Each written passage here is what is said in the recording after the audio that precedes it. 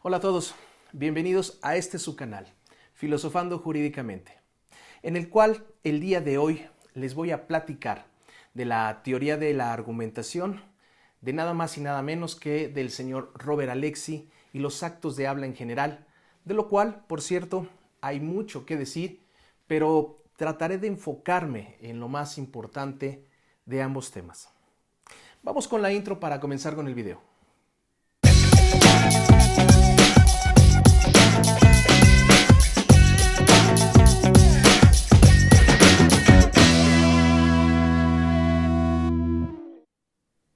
Hablar de la teoría de la argumentación de Alexy es hablar de un análisis a partir de una teoría general de la argumentación práctica, para luego proyectar esta teoría al área del derecho. Es por eso que su tesis central considera al discurso jurídico y a la argumentación jurídica como un caso especial del discurso práctico general moral. Si bien esta teoría está alejada de la práctica real de la argumentación jurídica, aún así es un entendimiento teórico articulado y sistemático que se constituye como una teoría normativa con el fin de distinguir los buenos y malos argumentos, a la vez que una teoría analítica con el objetivo de penetrar en la estructura de los argumentos, pero además como una teoría descriptiva para incorporar elementos de tipo empírico. Los estudios de este pensador, independientemente de otras influencias teóricas, parten de la teoría del discurso de Habermas, a la cual sistematiza y reinterpreta, además de extenderla al campo del derecho. Pues según Habermas, en todo acto de habla, el hablante pretende que lo dicho por él sea válido o verdadero en un sentido amplio, es decir, trata de establecer una pretensión de validez según el tipo de habla del que se trate. Me parece que vale la pena hacer una breve pausa en el pensamiento de Habermas para platicarles qué son los actos de habla, ya que continuamente en el campo de la argumentación se habla de estos actos sin saber a bien qué es lo que son. A ver, los actos de habla son todas las acciones que se realizan al emitir un enunciado con un fin comunicativo concreto. Al emitir este enunciado, el hablante tiene una intención y al escucharlo, el oyente lo interpreta y este acto de habla le produce un efecto. Para los lingüistas, un acto de habla implica realizar de forma simultánea tres acciones. La primera de ellas es un acto locutivo, por medio del cual se emite un enunciado con un significado interpretable. Algo así como pásame la sal, por favor. La segunda acción es considerada como un acto ilocutivo o fuerza ilocutiva, el cual es la intencionalidad con que se emite el enunciado. Dicha intencionalidad puede ser desde una broma, un ruego, un mandato, un reclamo, afirmar un hecho, pedir que se realice una acción, etc.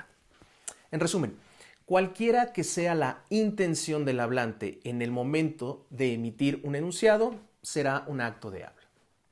La tercera y última acción se le llama acto prelocutivo y no es más que el efecto que el enunciado tiene sobre el oyente, es decir, cómo lo interpreta y por lo tanto, cómo se siente al entender ese enunciado.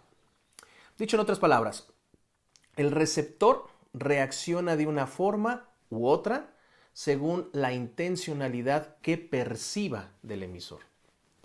De ahí que estos tres tipos de acciones de actos de habla transforman a los enunciados en algo más que unidades lingüísticas gramaticalmente estructuradas y por ello a los actos de habla se les considera como instrumentos de comunicación sujetos necesariamente a códigos culturales condicionados tanto por la posición del hablante como la del oyente e incluso del propio entorno en el que se desarrolla la acción. Así, la capacidad de comunicarse estará determinada por el hecho de conocer los modismos, las cuestiones no formales de la lengua nativa y en general las reglas comunicativas y sociales que permitirán desenvolverse en situaciones sociales de una forma apropiada.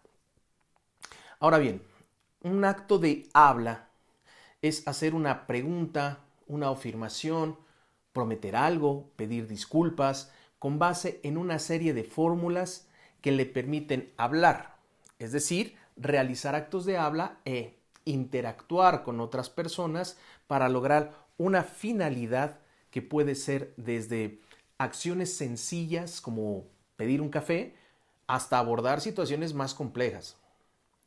Por ello, la importancia de asimilar y utilizar estructuras gramaticales correctamente, pues estas estructuras son herramientas comunicativas simples y complejas que ayudan a desenvolverse en diversas circunstancias.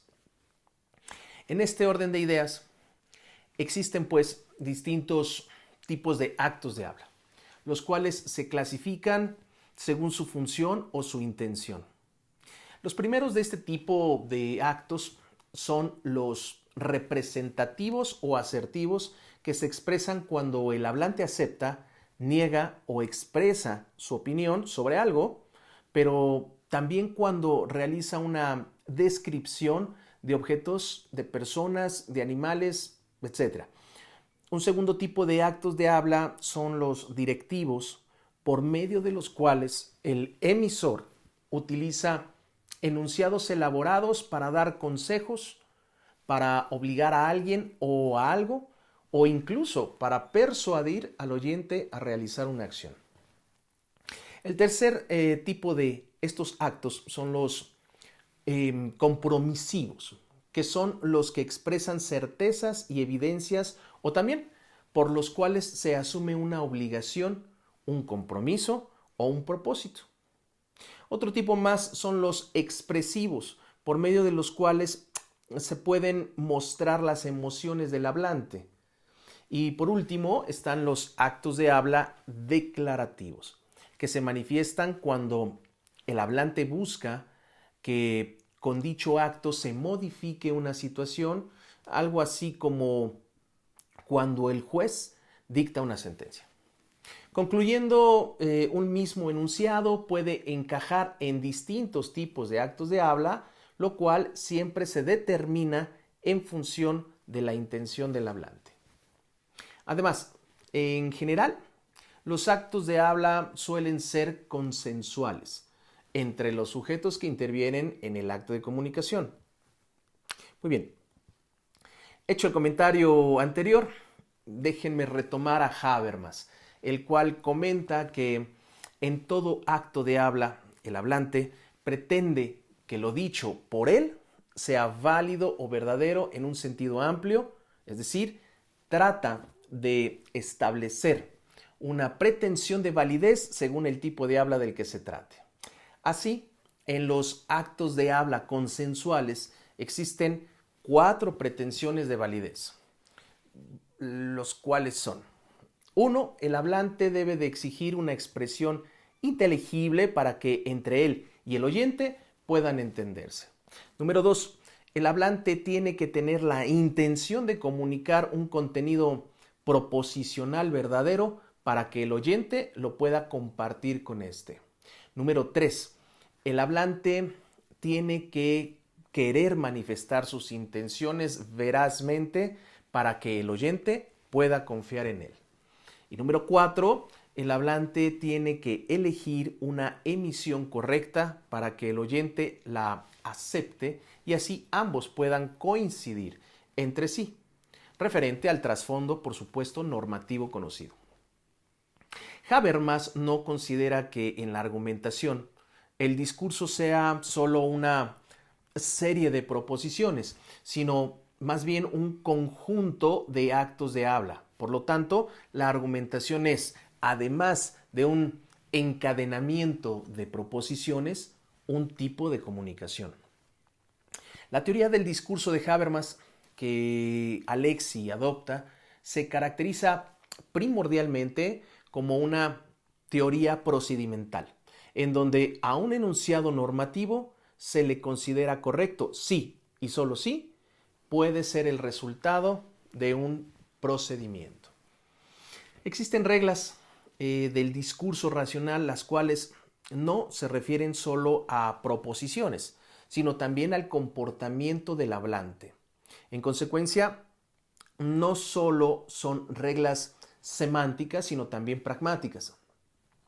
Por su parte, Alexi comenta que para fundamentar las reglas del discurso práctico racional general, se pueden seguir 4 caminos. El primero de ellos es considerar a las reglas como técnicas, las cuales prescriben medios para lograr ciertos fines. El segundo es la fundamentación empírica, la cual consiste en mostrar que algunas reglas rigen de hecho. El tercero lo vamos a considerar como la fundación definitoria, que consiste en analizar las reglas que definen un juego de lenguaje y aceptarlas como criterio. Y por último, es mostrar que la validez de determinadas reglas es condición de posibilidad de la comunicación lingüística vía pragmático trascendental. Para este pensador alemán existen varias reglas del discurso. Las primeras son las que se consideran reglas fundamentales y que no se pueden soslayar en los actos de habla, pues su validez es una condición necesaria para cualquier comunicación lingüística. Estas son las siguientes. Número 1. Ningún hablante puede contradecirse. 2. Todo hablante solo puede afirmar aquello que él mismo cree. 3. Todo hablante que aplique un predicado a un objeto debe estar dispuesto a aplicar el mismo predicado a cualquier otro objeto igual al primero en todos los aspectos relevantes. Número 4. Todo hablante solo puede aseverar aquellos juicios de valor y de deber que afirmaría en todas las situaciones en las que declare que son iguales en todos los aspectos relevantes. Las segundas son las reglas de razón, las cuales se definen como las condiciones más sobresalientes para la adecuada racionalidad del discurso. Son reglas ideales que no se aplican regularmente en la práctica, pero que deberían de considerarse. Por ejemplo, 1. Todo hablante debe, cuando se le pide, fundamentar lo que afirma, a no ser que pueda dar razones que justifiquen el rechazo de dicha fundamentación. Esto como regla general de la fundamentación. Número 2. Quien pueda hablar puede tomar parte en cualquier discurso. Número 3. Todos pueden problematizar cualquier afirmación. 4. Todos pueden introducir cualquier afirmación en el discurso. 5. Todos pueden expresar sus opiniones, deseos y necesidades. 6. A ningún hablante puede impedírsele los puntos 2 a 5 mediante coerción interna o externa al discurso. El tercer grupo está compuesto por las reglas sobre la carga de la argumentación. Estas son de carácter técnico porque facilitan la argumentación y de alguna manera atenúan el uso de falacias. Número 1. Quien ataca una proposición o una norma que no es objeto de la discusión debe de dar una razón para ello. 2. Quien ha mencionado un argumento solo está obligado a dar más argumentos en caso de contraargumentos. Número 3, quien introduce una afirmación, opinión, deseo o necesidad que no se refiera a nada de lo planteado, tiene que fundamentar la introducción de dichos elementos en la argumentación. Ok, el cuarto conjunto lo integran las formas de los argumentos del discurso práctico. Existen dos maneras de fundamentar un enunciado normativo singular. Una de ellas es por referencia a una regla, además de presuponerse también un enunciado de hecho, el cual describa las condiciones de aplicación de la regla. Y la segunda forma de fundamentar sería señalando las consecuencias, pero para la aplicación de esta es necesario sobreentender que existe una regla que afirma que la producción de ciertas consecuencias es obligatoria por ser algo bueno. Las reglas de fundamentación son el quinto grupo, en los cuales se refieren específicamente a las características de la argumentación práctica y regulan la forma de llevar a cabo la fundamentación mediante las formas anteriores. Bien, número 1. Quien afirma una proposición normativa que presupone una regla para la satisfacción de los intereses de otras personas debe poder aceptar también las consecuencias de dicha regla en el caso hipotético de que él se encontrara en dicha posición. 2. Las consecuencias de cada regla para la satisfacción de los intereses de cada uno deben poder ser aceptadas por todos. 3. Toda regla debe poder enseñarse en forma abierta y general. Existe un subgrupo de las reglas de fundamentación, las cuales tienden a garantizar la racionalidad de las mismas a partir de su origen social e individual. Son las siguientes. 1.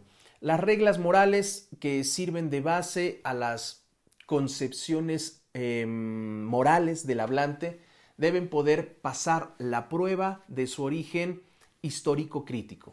2. Las reglas morales que sirven de base a las concepciones morales del hablante deben poder pasar la prueba de su formación histórico-individual. 3. Garantizar que se pueda cumplir con la finalidad del discurso práctico, es decir, resolución de las cuestiones prácticas existentes de hecho. Las reglas de transición son el sexto y último grupo. Para su implementación se parte del hecho de que en el discurso práctico surgen problemas que obligan a recurrir a otros tipos de discurso, los cuales son problemas sobre los hechos, es decir, discurso teórico. Problemas lingüísticos y conceptuales, discurso de análisis del lenguaje, o bien problemas concernientes a la propia discusión práctica, que son los discursos de teoría del discurso. Al respecto, las reglas de transición son las siguientes. Primera regla, para cualquier hablante y en cualquier momento es posible pasar a un discurso teórico. La segunda regla, para cualquier hablante y en cualquier momento es posible pasar a un discurso de análisis del lenguaje. La tercera, para cualquier hablante y en cualquier momento es posible pasar a un discurso de teoría del discurso. Pese al esfuerzo por construir un aparato regulatorio para el discurso, este no garantiza en forma alguna un acuerdo para cada cuestión práctica, problemas de conocimiento, pues las reglas del discurso solo pueden cumplirse de manera aproximada. Además, no todos los pasos de la argumentación están determinados y todo discurso debe empezar a partir de las convicciones normativas de los participantes, las cuales son variables y están definidas históricamente. Aunque se alcanzara dicho acuerdo, no se garantiza tampoco que todo el mundo esté dispuesto a seguirlo, lo que ocasiona un problema de cumplimiento, porque saber lo que es correcto no significa necesariamente estar dispuesto a actuar en ese sentido. Tanto el problema de conocimiento como el de cumplimiento son una limitación a las reglas del discurso práctico, por lo que es necesario establecer un sistema jurídico que coadyuve a cerrar esta laguna de racionalidad. Con base en esto, Robert Alexy distingue 3 tipos de procedimientos jurídicos que se deben sumar al del discurso práctico general regulado por el conjunto de reglas antes mencionado, a saber, el de la creación estatal de normas jurídicas, el procedimiento de argumentación jurídica o discurso jurídico y el proceso judicial como elemento de decisión. Para concluir la exposición de las ideas de este autor, las cuales ameritarían varios videos más, me limitaré a mencionar la importancia del discurso jurídico como un caso especial del discurso práctico en general. Para Alexy, el discurso jurídico posee ciertas características que lo diferencian del discurso práctico general, las cuales las menciono sucintamente. A ver, 1. Se discuten cuestiones prácticas. 2. Se establece también una pretensión de corrección. Y 3. Se realiza dentro de determinadas condiciones de limitación, es decir, se realiza fundamentándose racionalmente en el marco del ordenamiento jurídico vigente.